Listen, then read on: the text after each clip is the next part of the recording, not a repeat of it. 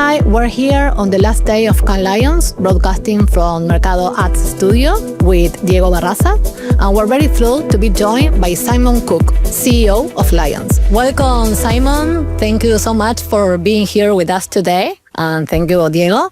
Let's start with your overall thoughts of the Lions. What's your assessment of Cannes Lions 2025? Have the previous expectation come true? Yeah, I think after experiencing many of these, we are 72 years in after all. This year has been exceptional. It's been brilliant to see so many different countries represented here on the global stage, so many different parts of the industry coming together to celebrate the power of creativity. So we're very happy. You received almost 27,000 entries.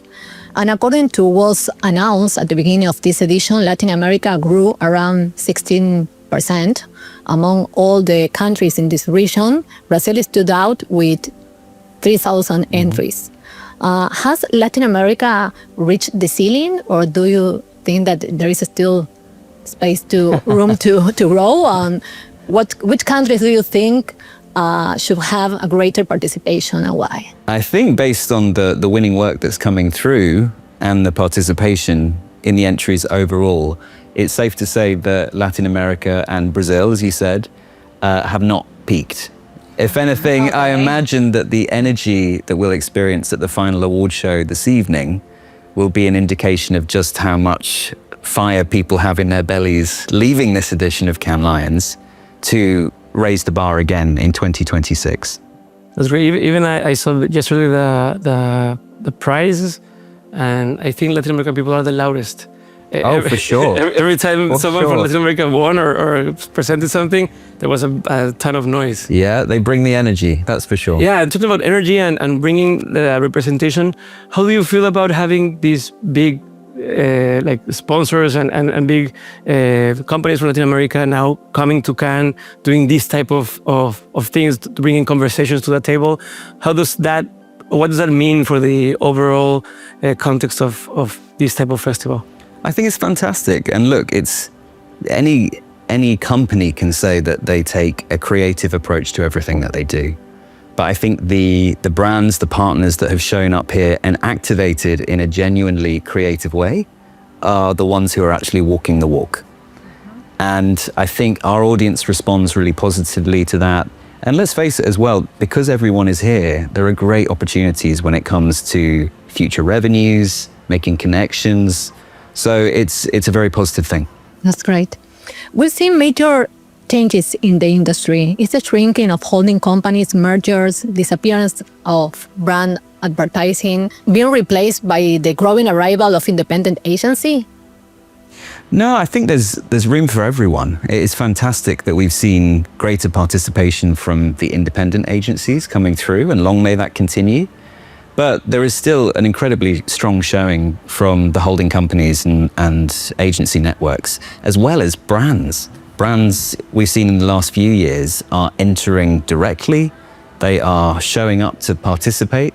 And when we ask CMOs especially why they come to Cannes and why they've come this year, the response is really consistent. They tell us they're coming to Cannes because they want to understand how to better leverage creativity as a tool for growth.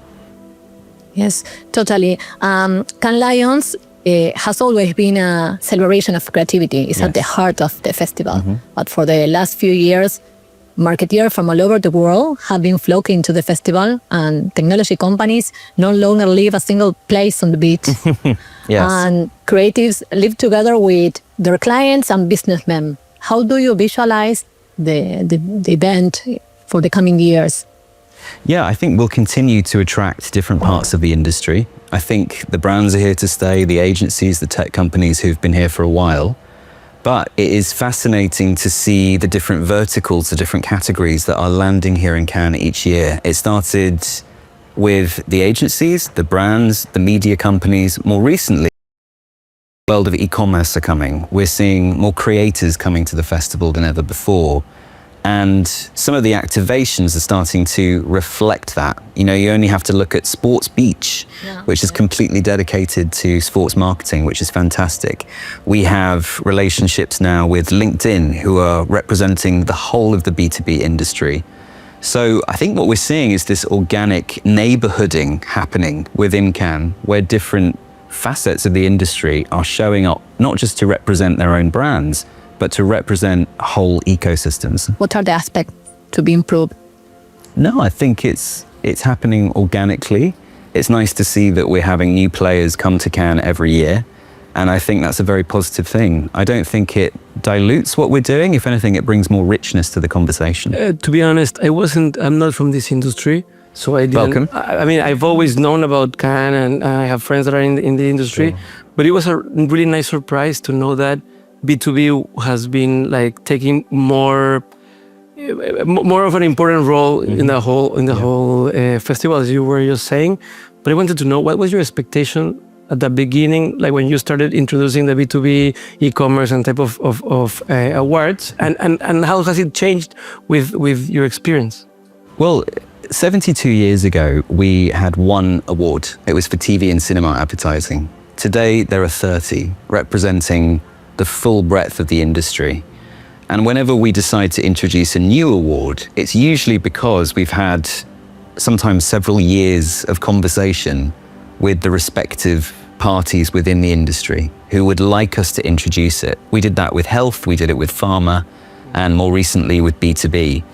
And the reason there is a demand there is because they are looking for a benchmark for that entire industry.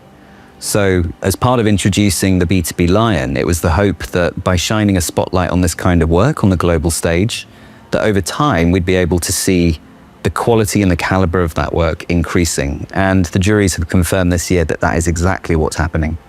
Perfect. You go ahead. Simon, do you plan to visit Latin American countries to promote next edition? If so, which ones? Of course, yeah. Every year we make our way over to Latin America. We haven't decided yet, but we will definitely be showing up later this year, which we are always looking forward to. Simon, just a couple of last questions, but more on a personal note. You were promoted relatively young to be on a leadership role of first of Cannes, then of the Lions.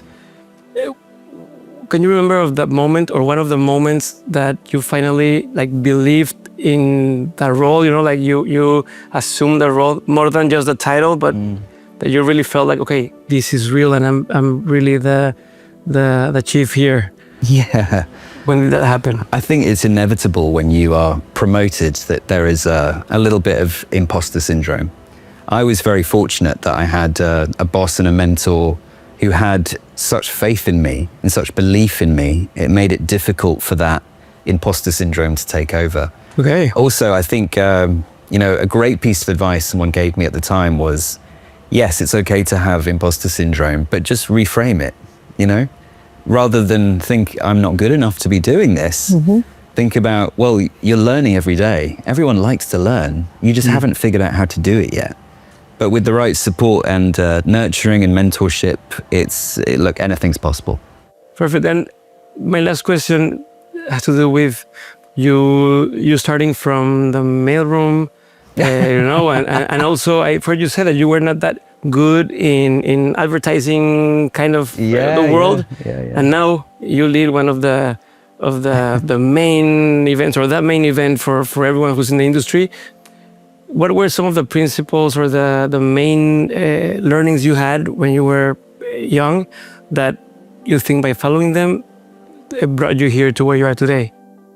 Yeah, I think it's a great question. If you'd asked me 20 years ago, would I think that I'd be doing this? I'd say absolutely not. Absolutely not. I come from a creative background. I worked in agencies.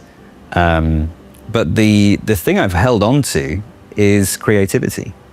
I'm not making things every day. I'm not putting new things into the world. But I think when it comes to leading a business, you have to be innately creative. You have to be very close to the product in order to shape it to be differentiated. I think it's It's not right to have CEOs or leaders who are completely disconnected or just acting as figureheads. The more immersed you are, the more closer you are to your products and therefore your customer, the better chance you stand of being a distinctive business and ultimately cutting through. Perfect. Thank you, Simon. Absolute Thank pleasure. you. Thank you so for much having me. for sharing your insights. It's been a big pleasure. Thanks for being here. Thank you for visiting us here at the Mercado Ad Studio and making this possible. I don't want to leave. This is the best aircon at the festival. It's a trick. That's the trick.